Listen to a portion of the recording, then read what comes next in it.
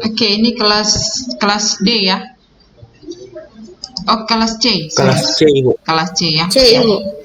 Oke, teman-teman, terima kasih sudah bergabung. Sekali lagi saya ingatkan bahwa untuk hari ini itu saya anggap bahwa teman-teman semua sudah mengerjakan project kelompoknya, project individunya masing-masing ya.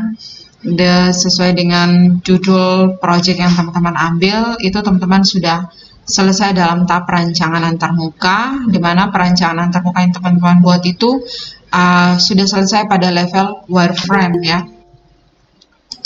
Level wireframe. Selanjutnya ini kita masuk di mockup dan juga prototyping. Jadi ketika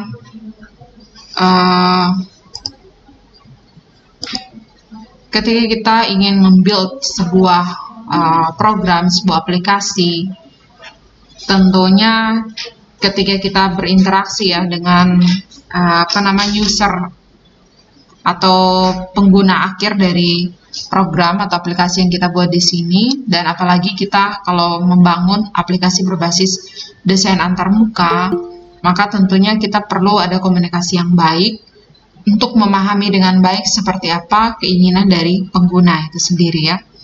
Nah teman-teman,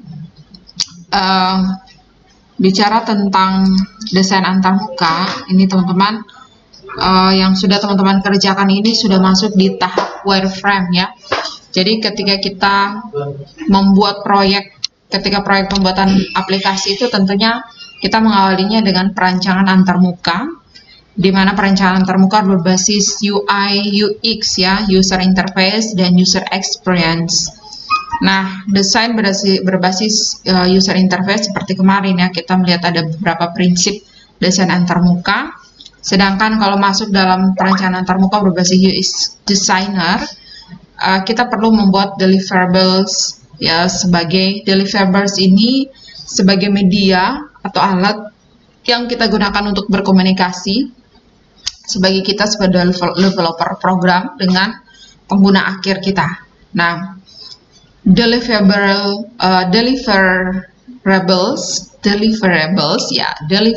di sini itu ada 3 kategori, 3 level ya. Yang pertama di sini yang sudah teman-teman kerjakan itu masuk dalam level yang disebut dengan wireframe. Itu ya. Wireframe.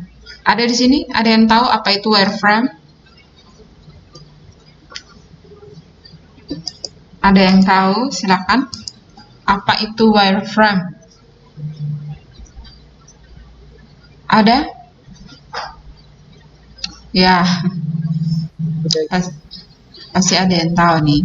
Cuman suara saya yang tidak terdengar jelas. Suara saya terdengar jelas ya? Jelas, Ibu. Baik. Oke, jadi ketika kita membuat deliverables dari perancangan antarmuka itu sendiri, yang pertama itu adalah wireframe. Yang level yang kedua, yang paling tinggi lagi itu mockup, dan level yang ketiga di sini adalah prototype, gitu ya. Pasti teman-teman sudah sering mendengarkan ini ya, wireframe, mockup, prototype, gitu ya. Nah, kalau untuk wireframe itu sendiri yang sekarang sedang teman-teman kerjakan, yang sudah selesai teman-teman kerjakan itu masuk dalam kategori wireframe, gitu ya. Di mana wireframe di sini adalah blueprint, gitu ya. Adalah blueprint dari arsitektur aplikasi yang teman-teman buat. Baik itu aplikasi berbasis web, berbasis mobile, ataupun berbasis desktop, gitu ya. Nah, tujuannya apa ketika kita membuat wireframe sebagai deliverables, alat komunikasi awal kita dengan pengguna atau dengan kliennya kita, itu tidak merupakan suatu desain visual, bukan dalam bentuk sebuah desain visual, tapi masih dalam bentuk blueprint dari aplikasi yang akan kita bangun, gitu ya. Jadi lebih berfokus kepada susunan dari menu-menu yang ada atau dari fitur-fitur yang kita sediakan yang akan kita sediakan dalam pemohon aplikasi ini, ataupun berdasarkan lebih fokus kepada struktur, kepada layout atau tampilan, navigasi, dan juga lebih kepada organisir konten apa saja yang ada pada aplikasi atau program yang kita bangun, gitu ya. Jadi pada dasarnya wireframe itu dibuat dengan warna hitam putih ya. Jadi karena lebih difokuskan atau lebih menekankan pada isi dari konten sebuah aplikasi, gitu ya. Nah, beberapa project yang sudah beberapa teman presentasikan, gitu ya. Ada beberapa teman yang sudah presentasikan dan juga ada yang sudah datang konsultasi ke sini. Itu saya lihat ada yang desainnya menggunakan mungkin ada yang tulis tangan, gitu ya, digambar dengan secara manual. Ada juga menggunakan aplikasi Visio atau menggunakan Word juga bisa, atau menggunakan aplikasi pengeditan gambar lainnya, gitu ya. Nah, jadi lebih fokusnya kepada kira-kira ini ada layoutnya apa-apa saja. Ini butuh layout tidak, gitu ya. Layout dari sebuah form, ini butuh formnya apa-apa saja, menunya apa-apa saja. Ketika klik ini nanti harus ada tampil tombol-tombol apa saja, navigasi apa saja. Navigasinya di sebelah kiri atau di sebelah kanan atau seperti apa, ada penempatan logo dan sebagainya. Nah, itu lebih kepada wireframe, gitu. Nah, dari tugas-tugasnya teman-teman yang sudah teman-teman kumpulkan, itu ada yang sudah selesai ya di level wireframe-nya. Yang kedua, level yang kedua di sini adalah mockup, gitu ya. Nah, kalau mockup di sini, wireframe ini dia masuk dalam kategori deliverables yang bersifat statis, gitu ya. Artinya tidak berubah-ubah ya. Ya, gambar cukup hanya dalam bentuk gambar saja, gitu ya. Sedangkan kalau atau dia masuknya ke low fidelity. Ibu, minta maaf. Slide-nya tidak terganti, Ibu. Ya. Ibu, minta maaf, slide-nya tidak terganti. Oh ya, oke, thank you. Ya, Ibu.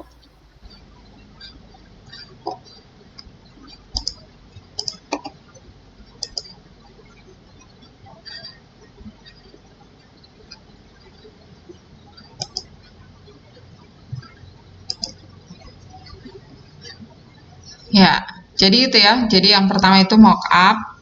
Yang pertama itu wireframe, yang kedua itu istilahnya mockup, gitu ya.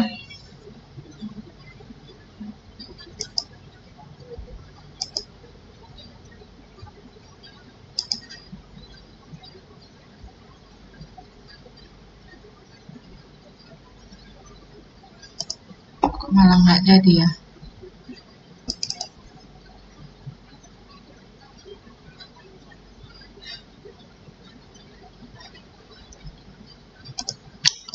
Sebentar ya, saya ganti materinya dulu ya. Saya ambil yang PDF-nya saja ya.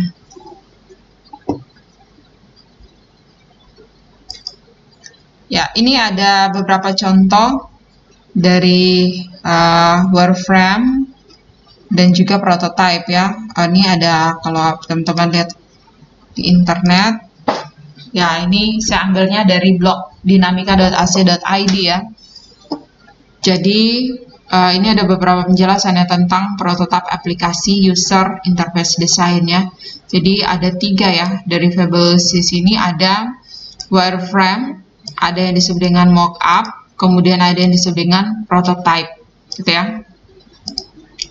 Oh sorry, sebentar ya. Sudah kelihatan ya?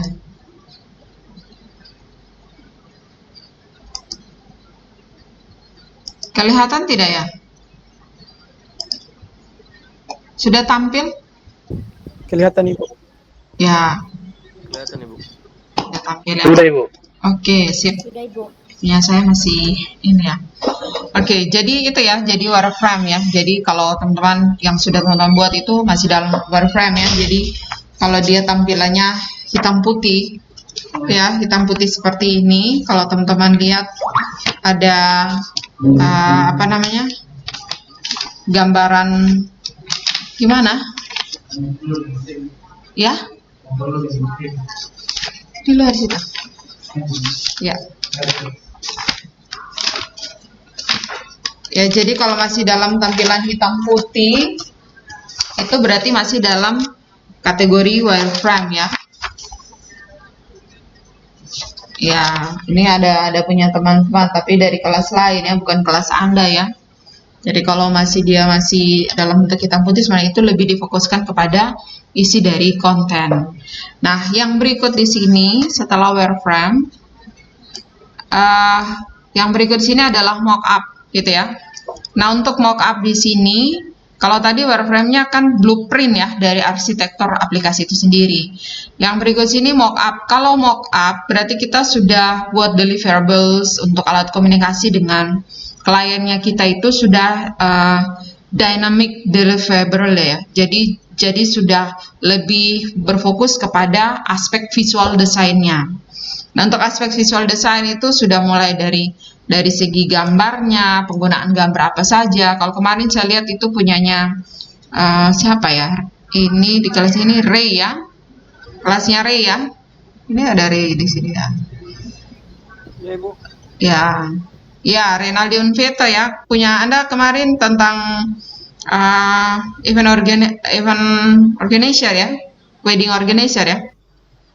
Ya, Ibu. Ya, kalau punyanya Ray kemarin itu sudah masuk dalam kategori ini ya,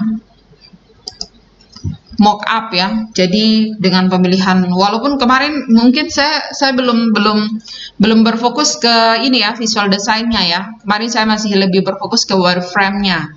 Jadi kemarin yang teman-teman lakukan revisi itu saya masih lebih fokus ke wireframe, lebih kepada isi konten dari aplikasi yang teman-teman bangun. Nah, kalau mockup di sini nanti kita akan berfokus pada gambar, penggunaan gambar apa saja, apa gambarnya sesuai dengan aplikasi yang nanti kita bangun, ataukah warnanya sesuai tidak, untuk hurufnya, tipografinya, apakah sesuai tidak ya, ukuran huruf, penempatan huruf, penggunaan huruf seni, penggunaan logo-logo gitu ya.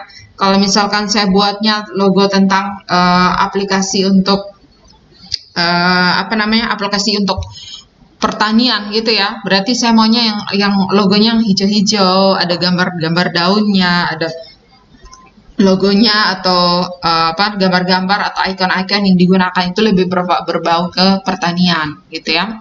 Nah, mockup di sini itu akan memberikan gambaran secara detail sebelum produk ini dibuat berdasarkan perspektif pengguna, gitu ya, dari pandangannya pengguna. Yang berikut di sini, setelah kita sudah buat wireframe-nya, kita sudah buat mockup-nya.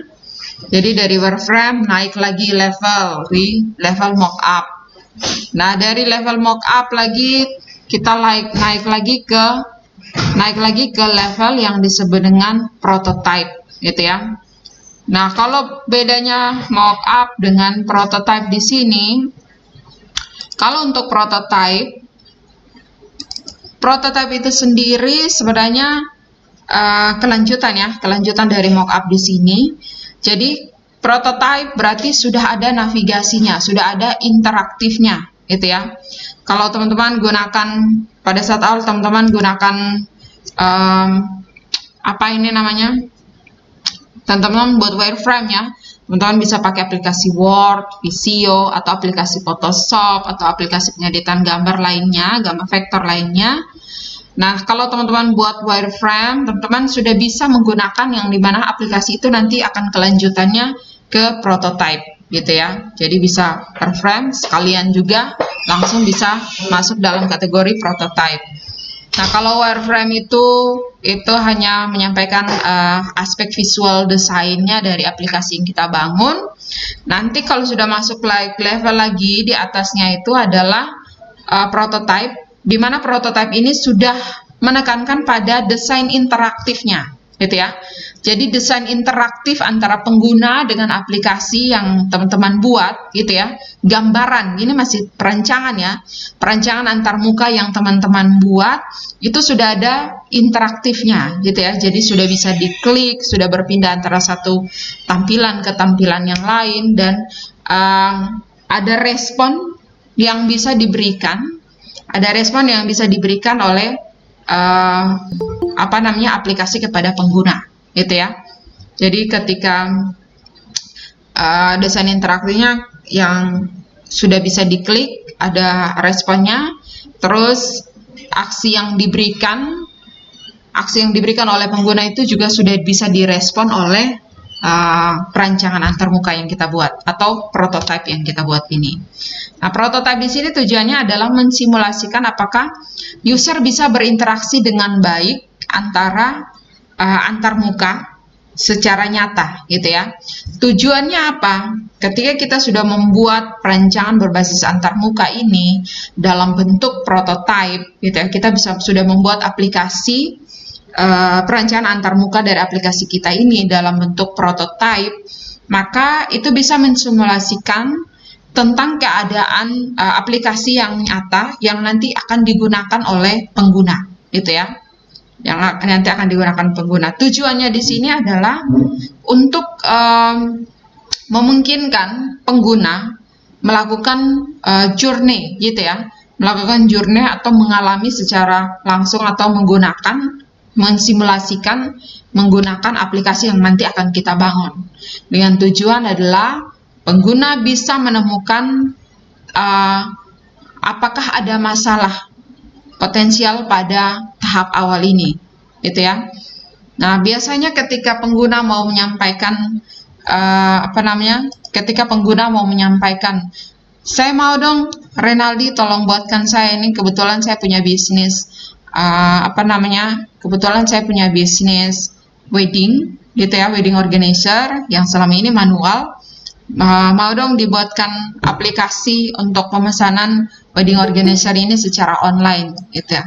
Nah, tapi si klien ini tidak bisa menggambarkan kepada Ray kira-kira maunya saya itu seperti apa, gitu. Tidak bisa mendeskripsikan karena juga bisa saja karena kekurangan dari pengguna itu ya, tidak ada gambaran, gitu ya. Tapi secara konvensional itu ada, secara konvensional, secara bisnis itu ada. Nah, Renaldi punya tugas apa? Ketika saya punya teman-teman S2 ya, ketika mereka punya developer IT ya. Jadi ketika mereka punya klien untuk membuat produk IT mereka, program atau aplikasi itu, sebelum penandatangan persetujuan itu harus sudah melihat prototipenya.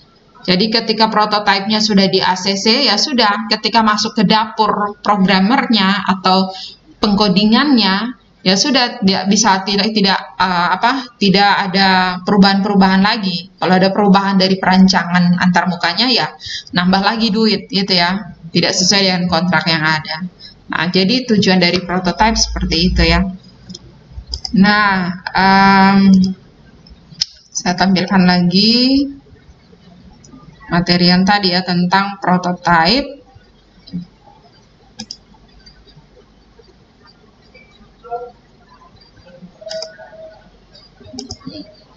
Ya, itu ya. Jadi lebih kepada bagaimana pengembang itu dapat menyajikan model kerja dari aplikasi sehingga bisa berinteraksi. Jadi ada dengan dari aplikasi baru, jadi ada proses interaksi dan berulang-ulang sehingga bisa memberikan gambaran kepada klien tentang aplikasi yang akan dibangun. Nah, ini seringkali user kesulitan mengungkapkan keinginan untuk mendapatkan aplikasi yang sesuai dengan kebutuhannya, ya. Jadi dengan adanya prototype ini dapat menyelesaikan masalah ini sehingga kita sebagai developer bisa memahami kebutuhan user yang sebenarnya dan kita bisa menerjemahkan dulu ke dalam bentuk prototype sebelum masuk ke dalam pembangunan sistemnya atau pembangunan aplikasinya, gitu. Nah, jadi sebenarnya ini nanti ada evaluasinya, gitu. Nah, ini ketika ada prototype baru bisa dikatakan bahwa aplikasi yang dibangun atau pemrograman atau program yang dibangun itu berdasarkan user interface dan user experience, gitu ya.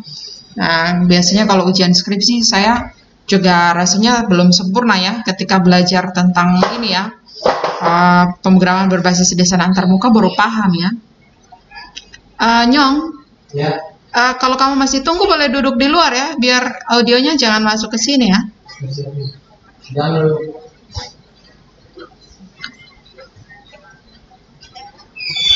Ya, Jadi apa namanya? Jadi seharusnya ketika teman-teman nanti ujian proposal itu sudah sampai di tahapan perancangan antarmukanya. Biasanya kesulitannya adalah ketika kita sudah tahu ini, oh perancangan sistemnya seperti ini. Makanya kalau teman-teman belajar rekayasa perangkat lunak, itu proyeknya harus sama juga dengan punya saya, sehingga teman-teman tidak susah lagi ya. Jadi sekali jalan 2-3 pulau terlampaui. Dari sisi perancangan sistemnya, teman-teman pelajari dari RPL, dari sisi perancangan desain antarmukanya, teman-teman ambil dari pemrograman berbasis desain antarmuka, gitu ya.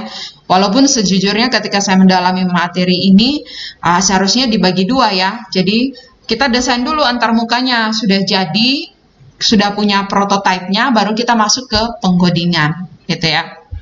Nah, bagaimana jadi kalau tahapan pembangunan sebuah sistem tentunya itu dari analisis sistemnya. Ketika sudah analisis sistemnya, perancangan sistemnya masuk di desain, gitu ya. Desainnya apa ya? Desain perancangan antarmukanya ini, gitu. Nah, orang desainer itu dia perlu untuk bisa mengakomodir semua perancangan sistem yang dibuat oleh si analis sistem ini, gitu ya. Nah, seorang desainer dia harus memberikan standar yang baik atau yang berkualitas sesuai dengan keinginan dari user atau pengguna, sesuai dengan pengalamannya pengguna, sehingga nanti masuk di dapur codingannya atau programmingnya, si programmernya ini dia bisa tidak lari jauh dari apa yang sudah dirancangkan oleh analis sistem dan juga yang ada pada perancangan antarmukanya, gitu ya. Oke, jadi sampai sini bisa diterima, bisa dipahami? Ya, tak ada suara nih.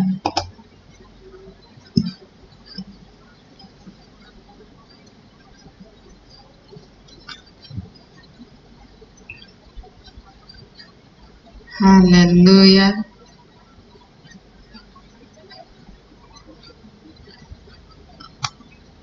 Suara saya terputus ya.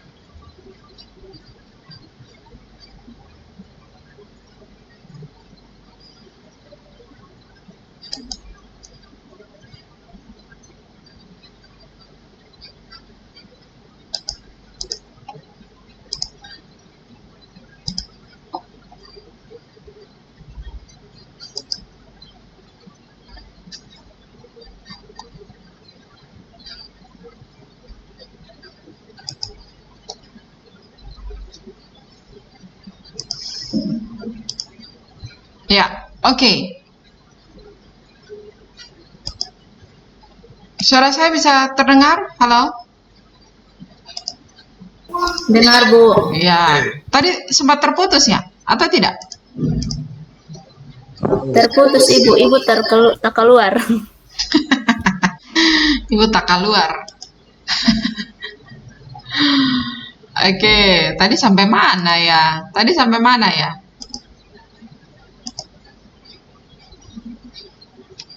Tadi suaranya putus-putus, Ibu, jadi kami tidak dengar jelas, Ibu. Haleluya. Oke. Ya, gimana? Sudah ini? Jadi nanti ketua kelas sambil bicara ya. Itu ya. Oke, jadi itu ya. Jadi ketika kita melakukan perancangan sistem, itu kita mulai dari kita buat dulu wireframe-nya dulu ya. Setelah kita buat wireframe-nya, kita rancang gitu ya. Mungkin ketika Anda tidak masuk dalam perusahaan pembuat aplikasi ya atau developer IT gitu ya, tapi pasti Anda pernah menemui gitu ya, saudara atau saya mau buat aplikasi nih gitu ya. Yang pertama Anda buat apa? Nggak mungkin kan? Pertama Anda buat Anda langsung use case buat perancangan sistemnya, dan pasti yang paling pertama Anda buat itu adalah wireframe dulu gitu ya. Anda buat wireframe-nya dulu. Kalau wireframe-nya sudah jadi gitu, yang pertama pasti yang biasa kita bahas ya, analisis penggunanya dulu ya. Setelah tahu analisis penggunanya, baru Anda masuk ke ini platformnya mau apa nih, mau platformnya berbasis web atau berbasis mobile atau berbasis desktop gitu ya. Iya ya. Setelah itu koneksiku terputus lagi ya.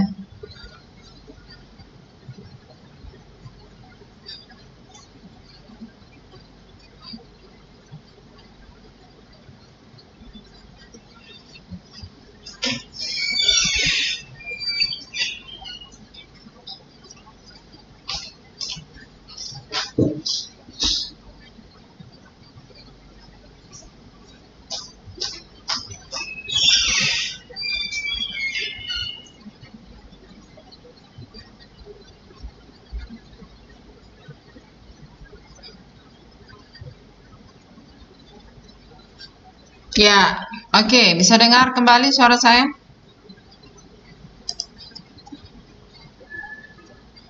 Bisa, Bu. Oke, keluar lagi Bisa, ya Ibu. tadi. Ini kalau share screen berat ya mungkin ya.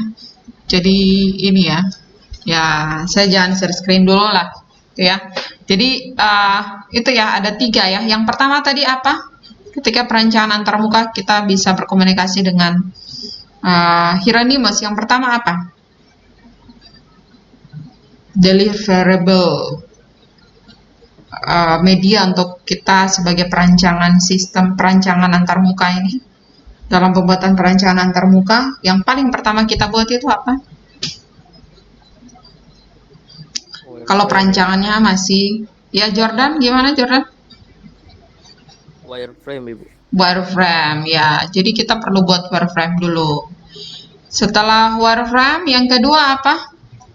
Vincentia Hayon. Vincentia. Setelah wireframe, jadi wireframe kita masih berfokus ke apa? Blueprint dari aplikasi yang akan kita buat ya. Masih terfokus pada isi dari konten aplikasi ya, strukturnya, menu-menunya, layoutnya, navigasinya apa-apa saja, gitu ya. Yang kedua berikutnya setelah wireframe apa, Renaldi? Kalau sudah masuk ke desain visualnya, berarti kita masuk dalam tahap yang lebih tinggi lagi. Mockup, Ibu. Prototype. Sebelum prototype apa?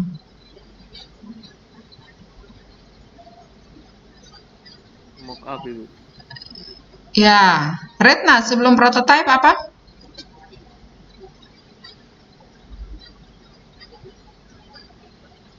Retna. Noberto. Ya, Ibu. Ya. Setelah kita buat wireframe, kita buat apa? Di level yang berikutnya kalau dia masih berfokus kepada desain visualnya, maka itu di level Noberto Loban apa?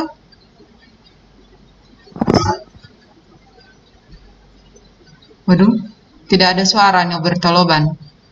Retna Otto tanya iya Ibu.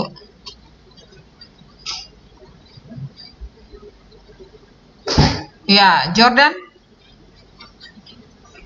Mockup, Ibu. Ya, mock-up-nya dulu gitu ya. Mock-up itu kita lebih ke bagaimana penggunaan gambar, konten-konten gambarnya apa yang sesuai, gambarnya sesuai tidak, logo seperti ini sesuai tidak, gitu ya. Jangan sampai mungkin Anda buat tentang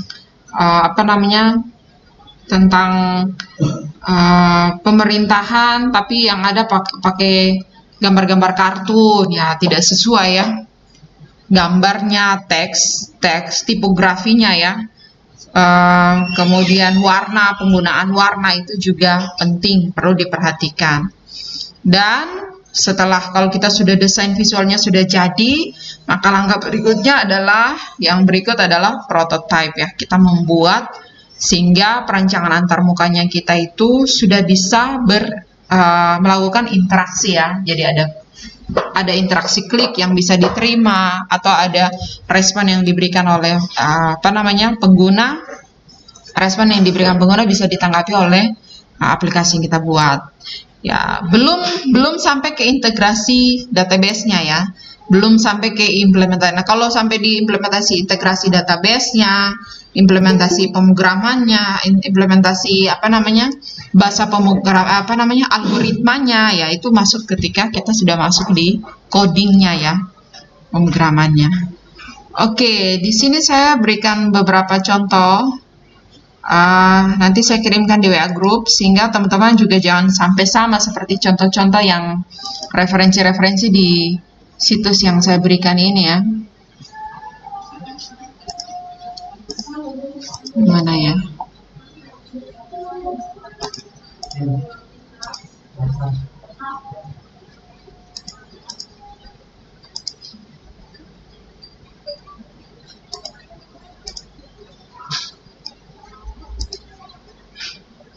Kok ada ya? Oke. Nah, ini dia ya. Ini nanti saya kirimkan ya, alamat ini saya ambil dari blog dinamika.ac.id. Jadi ada penjelasan ya, prototype aplikasi untuk user interface, desain. Ya, kalau user interface desain ya, itu ada berapa, kurang lebih ada 16 prinsip ya, desain antar muka. Kalau sudah prototype, berarti itu kita melakukan pemrograman berdasarkan pengalaman pengguna ya. Jadi bagaimana pengguna itu bisa mendapatkan pengalaman penggunaan aplikasi, ya kita buat prototipenya dulu, sehingga kita bisa memahami dan jelas apa kebutuhan dari pengguna. Tuh. Nah, di sini untuk pembuatan wireframe-nya, teman-teman, untuk pembuatan prototipenya, nah prototipenya juga sama sebenarnya kalau teman-teman, kecuali Inkscape ya, saya belum tahu ya, saya juga baru belajar. Kalau Inkscape mungkin dia hanya di tahap desain ya, tapi di prototipenya belum ya. Jadi untuk mockup dengan prototype sebenarnya itu satu kali jalan sudah include di dalamnya ya. Satu kali jalan sudah include di dalamnya. Jadi Anda bisa pakai Adobe XD, atau Anda pakai Mockingbird, atau Anda bisa pakai Figma, atau Anda bisa pakai Inkscape juga bisa ya. Atau tadi itu di kelas lain kalau dia buat pakai programnya untuk game gitu ya. Untuk game juga ada ya, untuk desain antar mukanya juga ada ya. Teman-teman bisa lihat nanti ya. Kemudian ini ada beberapa contoh, misalkan ini kalau wireframe-nya saya udah buka di sini. Oh ya, wireframe ini contohnya. Ya, sebenarnya kalau punyanya Anda sudah banyak ya contoh-contoh dari wireframe ya. Wireframe-nya mana ya? Misalkan ini ada sekolah.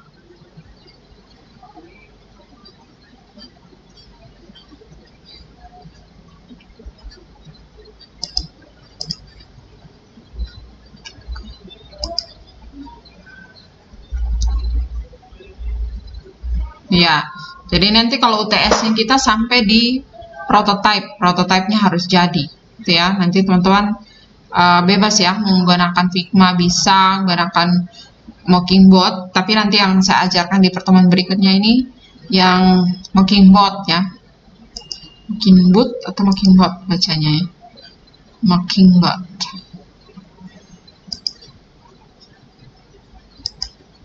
Ya, ini contoh wireframe ya. Ini aplikasinya tentang sisi informasi sekolah gitu ya. Kemudian wireframe-nya itu ada halaman login aplikasi, halaman dashboard, halaman informasi nilai, ada halaman informasi presensi, halaman news dashboard, kemudian ada halaman peminjaman e-perpus dan seterusnya ya. Ya, kali ini saya kan teman-teman punya sudah beres semua ya. Bahkan teman-teman punya tidak tulis tangan ya, tapi teman-teman punya ada yang pakai Visio, ada yang pakai Word, ada yang pakai aplikasi ini ya, aplikasi pengolahan gambar juga ya. Oke, kemudian dari wireframe seperti ini, baru kita masuk di tahap desain untuk mockup dan mockup dan prototipenya ya. Mockup dan prototipenya, lama banget ya. Hentikan presentasi.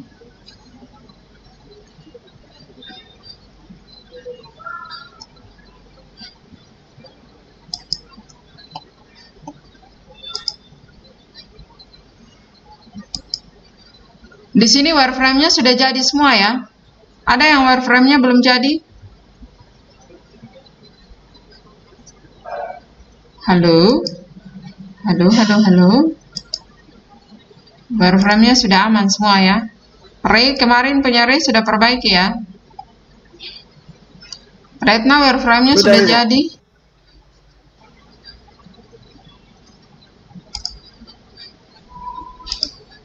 Nah, ini ya. Jadi banyak ya.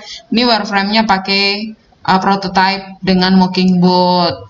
Ini prototipenya juga pakai Mockingbird gitu ya. Jadi nanti pada saat UTS teman-teman tinggal buat videonya saja ya, video penjelasan dari prototipenya yang ada. Ini nama mana sekolah ya, ini sekolah ya. Sekolah ini wireframe-nya seperti tadi yang tadi saya tampilkan. Kemudian prototype-nya, untuk prototype-nya dia pakai Mockingbot ya. Kita bisa pakai Mockingbot. Kalau Mockingbot ini punyanya India ya, teman-teman bisa akses di mockingbot.in gitu ya. mockingbot.in ya. mockingbot.in ya, gitu ya. Jadi sudah ada ini tampilan login awalnya ya, tampilan loginnya. Ini kurang lebih ada beberapa halaman ya. Ada halaman dashboardnya, ada halaman sis informasi, sis informasi penilaian siswa gitu ya. Nah, kalau di Mockingbot ini sebenarnya di bagian desainnya itu teman-teman, kita pokoknya sudah lengkap ya. Kita menampilkan gambar latarnya, tambahkan logo dari icon yang ada, teks dari logo yang ada gitu ya. Ada tombol untuk load, tombol navigasinya juga sudah kita buat ya. Kemudian ya,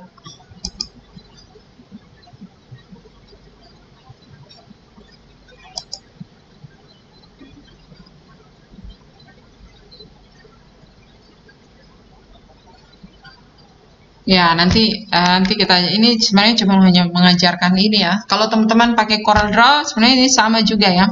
Nah, ketika kita sudah desain prototipenya di sini, tuh kita mau gunakan filenya dalam bentuk Swift atau dalam bentuk Android atau CSS juga sudah bisa ya.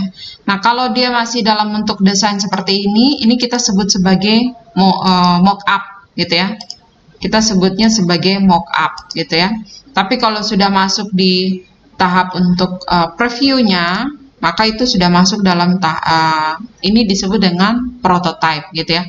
Misalnya kita klik bagian presensi, dia akan menampilkan lagi di bagian halaman SIPS gitu ya. Back kembali, kita pergi di halaman presensi, back, kemudian di bagian news. Ya, kita pilih salah satu jilidnya, akan kembali. Ini tombol back-nya juga sudah muncul. Nah, ini masuk dalam kategori yang namanya back. Nah, namanya prototype. Nah, sekarang tugasnya teman-teman, silakan teman-teman mau pakai apa nih? Nanti kalau yang saya kasih tutorialnya di sini adalah tutorial pembuatan pembuatan prototype menggunakan Mockingbot gitu ya, Mockingbot. Jadi teman-teman nanti silakan teman-teman buat akun, ini semuanya berbasis online ya, by online ya. Jadi teman-teman silakan buat akun mockingbot.in ya, buat akun di mockingbot.in. Nanti akan saya kirimkan tutorial untuk bagaimana di pertemuan nanti berikutnya ini, dalam minggu ini juga sih, nanti saya akan kirimkan tutorial untuk pembuatan desain prototype menggunakan Mockingbot.in ya. Pertama ya, sebelum buat prototype ya kita harus buat desainnya dulu ya, kita harus buat mockupnya dulu. Oke, saya sampaikan juga bahwa di UTS-nya kita, how to stop this,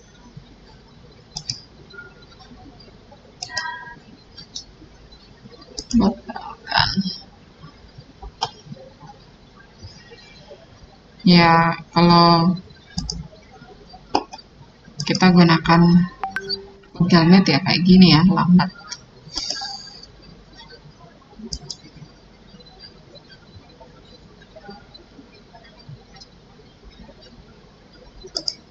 Mana ya, mana.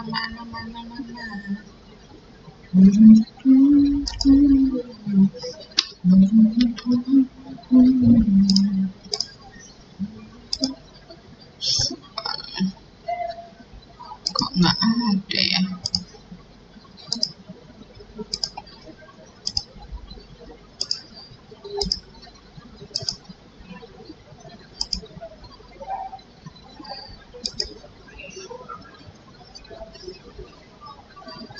Sebentar ya, saya mau menampilkan ini tapi kok nggak bisa ya. Saya harus coba tampilkan ini, baru saya share screen ulang lagi ya. Oke, sampai di sini gimana semua? Mock-up-nya sudah jadi, yang mock-up-nya sudah jadi siapa nih? Yang desain perancangan antarmukanya. Kalau mock-up-nya sudah jadi berarti yang ya Anda anak teknik informatika ya. Jadi kalau desainnya ya tidak yang biasa-biasa ya, tapi yang harus cantik ya.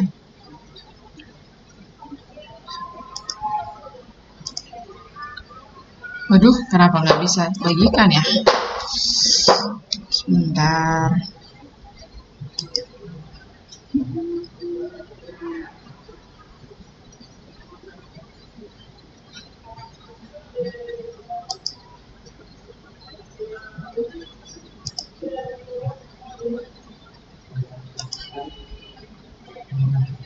Kalau Retna, punyanya Retna tentang apa ya proyeknya?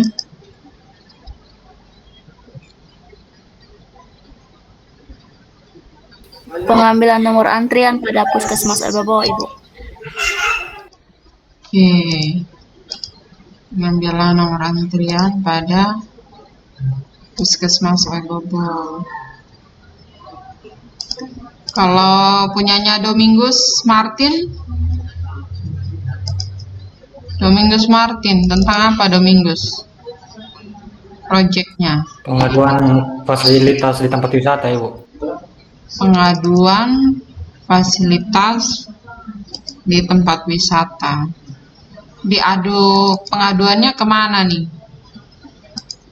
Pengaduannya ditujukan ke siapa? Pemerintah setempat, Ibu. Pemerintah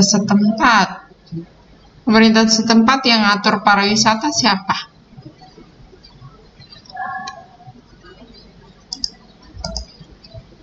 Dinas mana? Dinas pariwisata.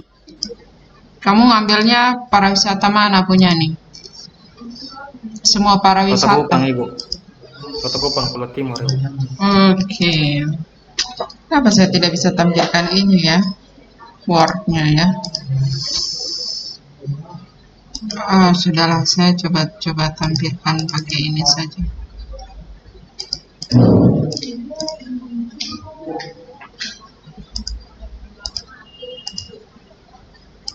Ya, di akunnya saya kelihatan ya. Saya mau tampilkan pakai Google Meet, tapi ini ya, lambat ya. Bukan lambat, tidak kelihatan Word yang saya buka ini. Jadi saya coba pakai atau mungkin harus ini ya. Ya, jadi nanti di soal UTS-nya Anda bisa lihat akunnya saya, bisa. Di akunnya saya ada bagikan soal UTS. Itu ya. Anda sudah mulai kerja dari sekarang ya. Ya, yang Anda kerjakan tugasnya itu adalah UTS, gitu ya. Kelihatan? Sudah nampak? Tidak. Tidak ya. Oh my Belum, Ibu. goodness. Why it's so difficult to share this file? Oke, again. Maaf terjadi kesalahan.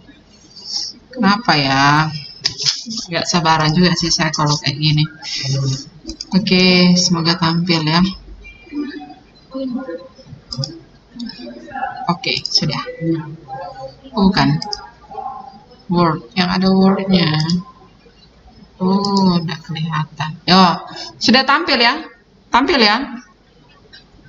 Belum, Ibu. Belum. Belum, mungkin OTW. On process. Gimana, sudah? Sudah, Ibu. Sudah. Oke, gitu ya. Jadi di nomor 1 tugas nanti UTS-nya itu Sudah. ya, di UTS-nya itu yang pertama tuh pasti harus ada ini ya, analisis calon pengguna. Itu teman-teman ada yang sudah buat ya.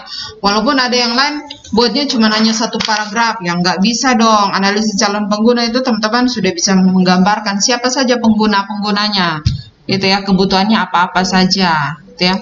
Kemudian perancangan struktur perancangan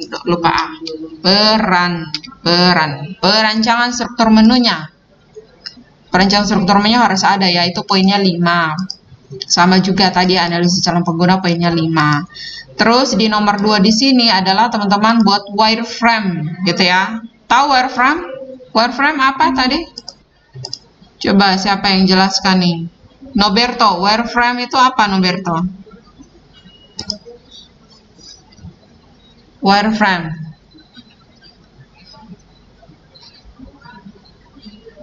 Ada yang bisa jelaskan wireframe? Ya, wireframe itu adalah blueprint dari arsitektur aplikasi ya. Jadi nanti teman-teman bisa menggunakan Word, bisa Visio aplikasi. Intinya dia hanya wireframe itu hanya memfokuskan pada warna hitam putihnya saja ya. Karena lebih menekankan pada isi konten gitu ya. Itu poinnya 10. Kemudian tahap berikutnya di sini sebenarnya tahap 3, 4 ini sama loh ini. Gitu ya, tahap 3 itu 3, 4 itu sama. Kalau sudah ada prototype otomatis mockup-nya sudah dilalui gitu ya. Kecuali kalau mockup saja belum tentu prototype-nya. Gitu ya. Bisa dipahami?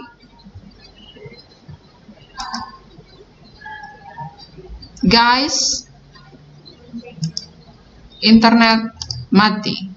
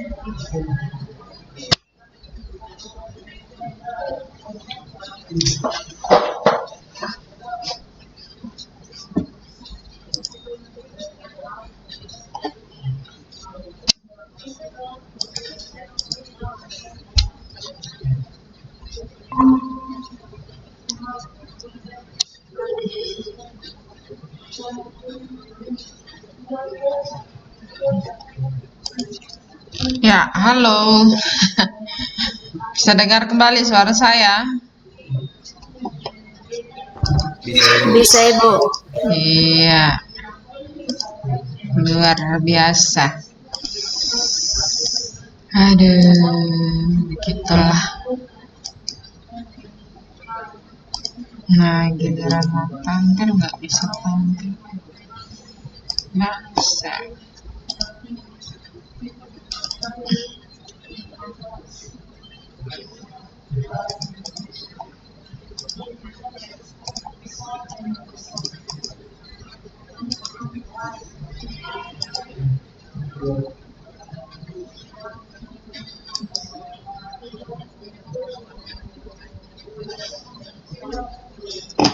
Ya, gitu ya. Jadi nanti nomor 3, nomor 4 itu teman-teman membuat wireframe-nya.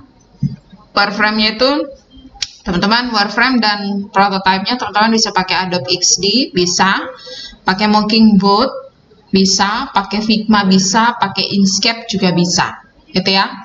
Tapi nanti tutorial yang saya berikan ke Anda itu adalah tutorial menggunakan Mockingbird, gitu ya. Nah, ini masih ada beberapa jam ke depan, 1 jam ke depan. Silakan yang belum diselesaikan wireframe-nya, ataupun teman-teman yang belum selesai buat wireframe, silakan dikerjakan wireframe-nya sekarang juga. Kemudian teman-teman silakan buat akun Mockingbird ya. Teman-teman tinggal masuk Mockingbird, ya ini kenapa lagi? Tampilannya belum tampil ya. Mockingbird.in ya. Kemudian teman-teman silakan buat akunnya. Kalau akunnya sudah jadi, teman-teman print screen dan upload gambarnya ya. Hasil print screen-nya di WA group ya, sebagai bukti bahwa Anda sudah buat akun Mockingbird-nya. Itu ya, bisa ya? Bisa, teman-teman? Terus suara saya tidak terdengar lagi. Bisa, Bu. Ya, Bisa Ibu. saya mau tampilkan ini tapi kok susah ya.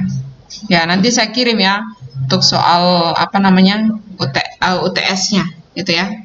Ya, proyek UTS-nya teman-teman harus sudah kerjakan dari sekarang ya, karena sebelum UTS kan kita UTS. Ibu Febi, kita UTS mulai tanggal berapa ya, Bu Febi? Bu Febi, kita UTS tanggal berapa ya? Tanggal 6 sampai 11 itu. Tanggal 6? Iya, salah itu salah. Tanggal 11 itu, 11 sampai 16. Ya, 11 sampai 16 ya. Jadi dalam 1 minggu ini nanti mungkin saya nanti mulainya tanggal 18 ya, UTS-nya. Tanggal 18, jadi mulai tanggal 11 itu saya mulai periksa. Jadi di dalam 2 minggu, 18 ya, 18 mulai periksa gitu ya. Artinya Anda sudah mulai kerjakan dari sekarang sampai minggu depan gitu ya. Tutorialnya nanti akan saya berikan berdasarkan wireframe yang sudah teman-teman buat gitu ya. Bisa ya? Ada pertanyaan silakan. Saya, Bu. Ibu, Silakan. tadi nama linknya itu apa, Ibu? modskinkbot.in. Saya tulis di chat ya. Oh, nanti saya kirimkan di WA group. Dia punya referensi yang tadi ya, contoh-contoh wireframe, prototype itu juga saya kirimkan di WA group. Itu sudah sekalian dengan apa namanya? Dia punya video-video tutorialnya itu sudah langsung ada. Baik. modskinkbot.in. Sudah tuh, Jason. Ya, teman-teman buat akunnya di situ ya. Ibu, ini mosking botnya ini berbayar kok Ibu. Soalnya yang saya lihat di sini Sunday. ada Gratis. Ibu. Ya, kalau Anda ada pakai fitur-fitur yang lainnya pasti berbayar. Tuh ya. Tapi kalau yang standar gratis kok. Siap. Ya. Oke, ada lagi yang lain? Kalau teman-teman tidak pakai Mockingbot juga boleh. Mungkin ada yang lain pakai aplikasi yang lain juga boleh. Tidak, saya tidak membatasi. Yang penting prototipenya jadi. Tuh intinya. Oke, ada yang lain? Silakan. Tidak ada, nanti di WA group saya kirimkan itu ya. Saya kirimkan link contoh-contoh prototype. Itu sudah ada contoh wireframe, prototype, sama video tutorialnya juga sudah ada. Terus saya kirimkan dengan soal UTS-nya, gitu ya. Soal UTS selama 2 minggu ya. Jadi selama 2 minggu dari minggu ini sampai minggu depan ya. Minggu ini sampai minggu depan. Tanggal 18 saya sudah untuk input untuk nilai UTS-nya ya. Yang penting adalah prototipenya jadi. Oke, jadi teman-teman silakan ya, sudah punya akun, teman-teman sudah mulai pelan-pelan ya. Kalau nanti sebentar saya kirim ke referensinya, teman-teman silakan lihat videonya untuk pembuatan mock-up sekaligus dan prototype ya. Kayak mock-up kan perancang desainnya ya. Anda buat per layout, per halaman. Setelah itu kalau prototype kan Anda hanya tinggal menggabungkan saja ya. Menyematkan linknya saja ya. Oke, sudah ya, saya print screen dulu untuk pertemuan kita hari ini. Ada pertanyaan lagi, silakan. Saya dari kelas Ya, Jason. Siapa? Jordan. ya dari kelas D, Ibu, maksudnya tadi tidak ada kuliah makanya saya ikut gabung di kelas C. Oh ya. Oh, Jordan dari kelas D. Loh, katanya kelas D ada kuliah ya. Saya kan Ibu lanjut S1 jadi mata kuliahnya agak Oh berbeda. ya. Oke. Sip. Nanti diingatkan ya. Oke, nanti akan saya buka lagi kelas untuk minggu ini lagi ya, untuk absen di minggu ini lagi ya. Oke, tidak ada lagi. Terima kasih. Selamat sore. Selamat sore Ibu. Sorry.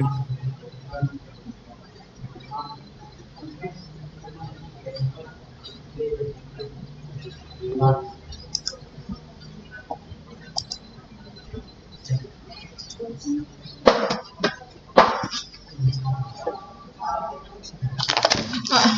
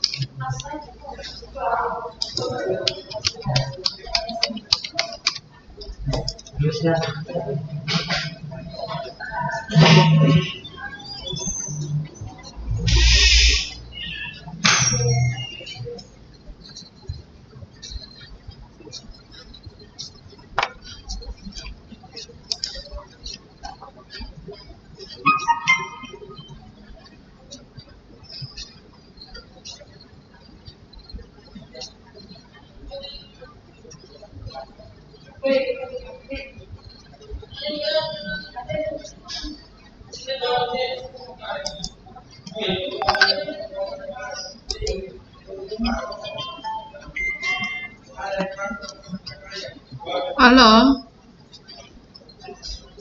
Halo?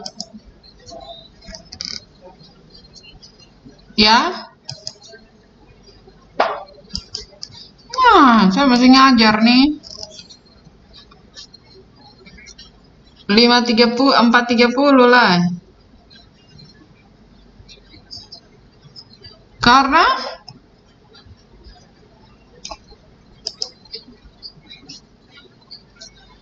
jam kantor sampai jam? Wih, karena?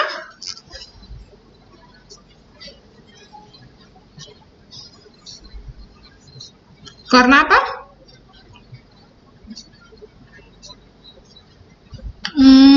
Enak ya. Oh, nanti baru jemput saya, toh?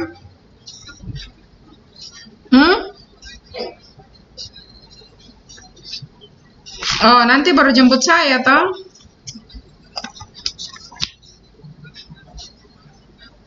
Oke.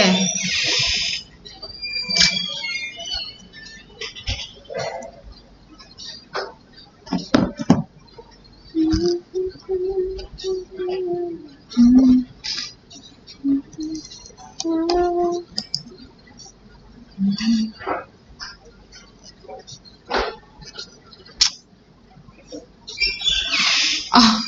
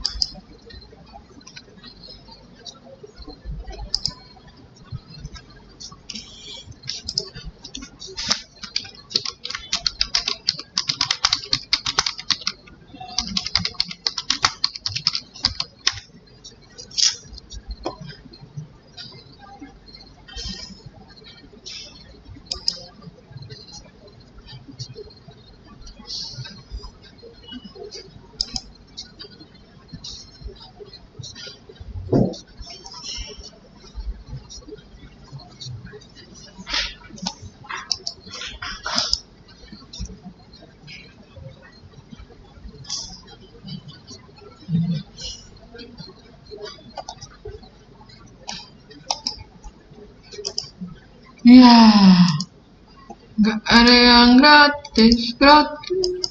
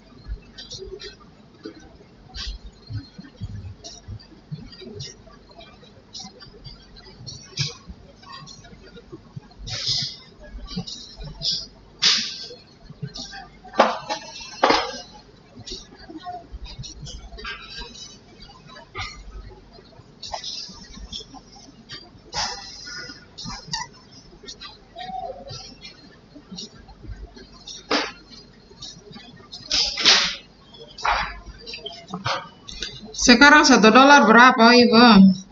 15, 14, 15.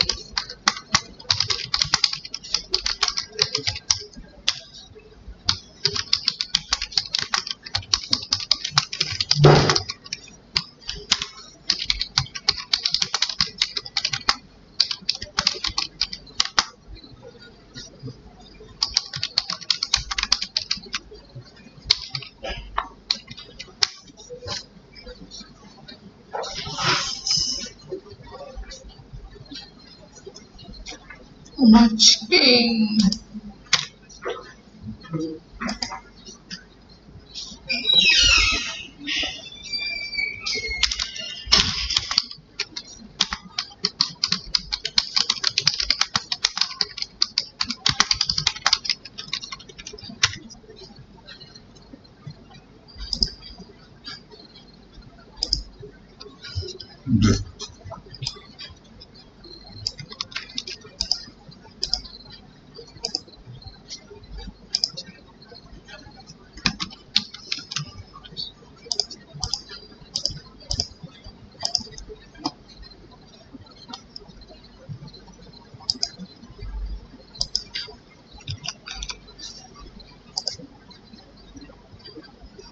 Check, check, check, check.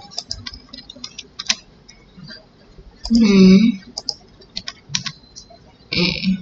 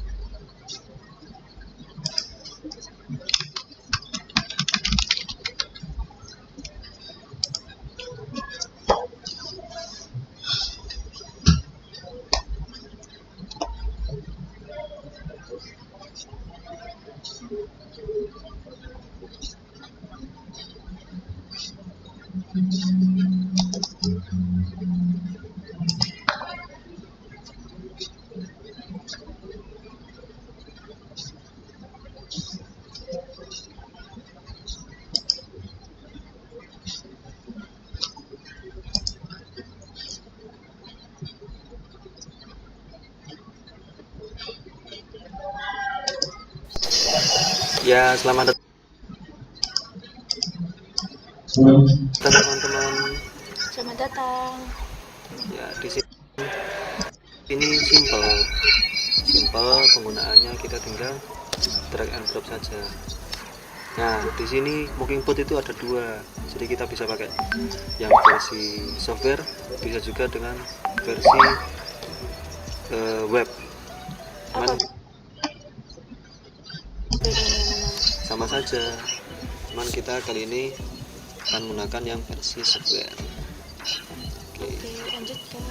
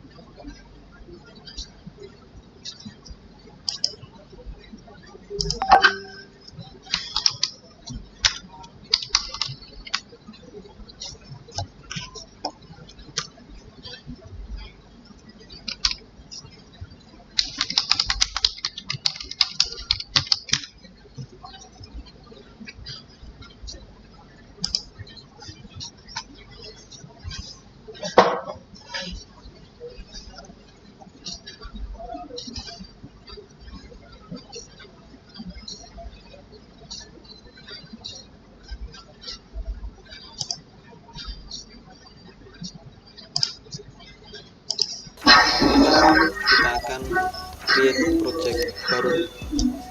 Ini kita klik. Ya, di sini ada 4 pilihan. Mau pilih yang mana? Saya mau milih yang Android. Oke, kita pilih Android. Ya, kita kasih nama project Sisja. Kita create. Nah, sudah. Namanya keren ya. Ini simple. Interface-nya bagus. Ya. Nah, di sini kita akan membuat prototyping login. Yang pertama kita akan set backgroundnya terlebih dahulu. Nah, kita bisa pakai background image, kita bisa pakai background color. Tinggal pilih, ini pakai background color. Kalau kita mau background image, kita pilih background image di sini. Nah, di sini kan gambar-gambar yang sudah pernah saya pakai sebelumnya. Kalau pengen ambil gambar dari komputer kalian, komputer kamu bisa pakai yang upload ini tadi. Nah, di sini sudah bisa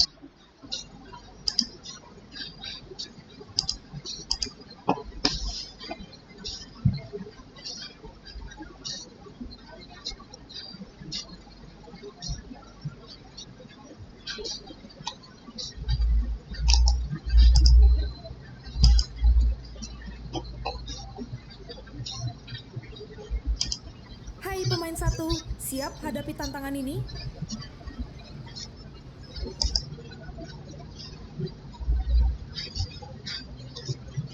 Di video kali ini kita akan belajar dasar-dasar menggunakan Figma. Namun sebelumnya, intro dulu.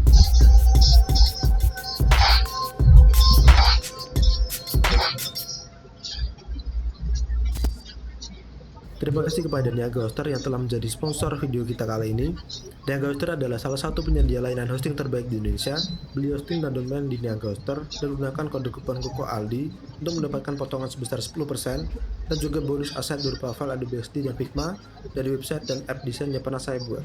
Halo semuanya, kembali dengan saya KOKO Aldianto, seorang UI UX designer dari dojo.com. Di video kali ini kita akan belajar dasar-dasar menggunakan Figma dari awal. Jadi video ini cocok untuk kalian yang baru pertama kali mengenal Figma atau yang sudah mulai namun kebingungan. Kalian bisa menonton video ini dari awal sampai akhir, oke? Kemarin saya sudah membuat video impresi pertama saya, bagaimana reaksi saya pertama kali menggunakan Figma ini di video ini. Durasinya sekitar 1 jam. Di sana saya kebingungan dan stres karena saya masih mencari-cari tool mana yang digunakan untuk mendesain sebuah UI UX. Namun setelah beberapa project kemudian,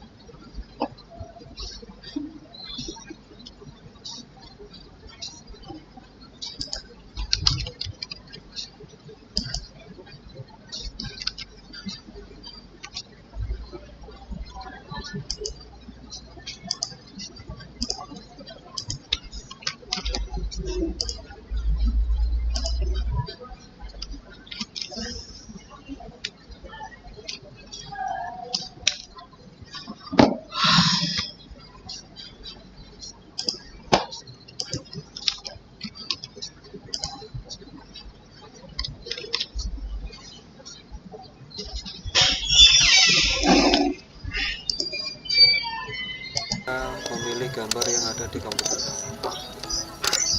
Oke, saya pilih yang ini saja. Oke, sudah. Nah, sudah selesai. Kan kita mau buat sini. Jadi kita yang diperlukan yang pertama untuk menginputkan email dan juga passwordnya. Kita pakai text input, kita drag and drop saja sini. Ini bisa kita ganti email.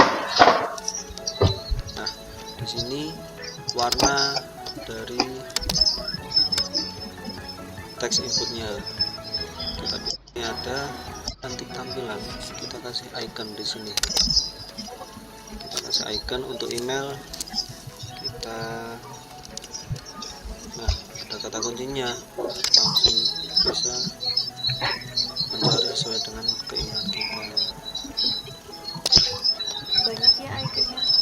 Banyak, sesuai dengan pilihan ini, terserah mau icon seperti apa. Nah, di sini ada set color, ada opacity juga, sama seperti yang tadi. Oke, selanjutnya